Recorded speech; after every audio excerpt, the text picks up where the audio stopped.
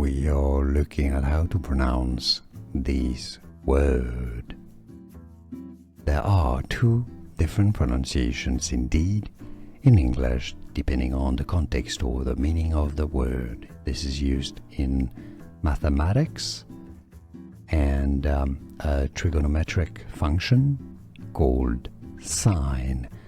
Now if you're looking at how it is said in Latin, because it's used in quite a few expressions in Latin like sine die or sine qua non, in which case it's pronounced as sine. So sine or sine. We are looking at how to pronounce this word.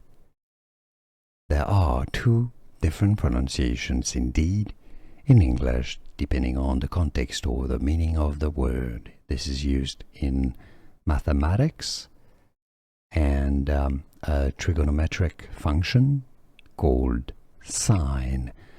Now if you're looking at how it is said in Latin, because it's used in quite a few expressions in Latin like sine die or sine qua non, in which case it's pronounced as sine.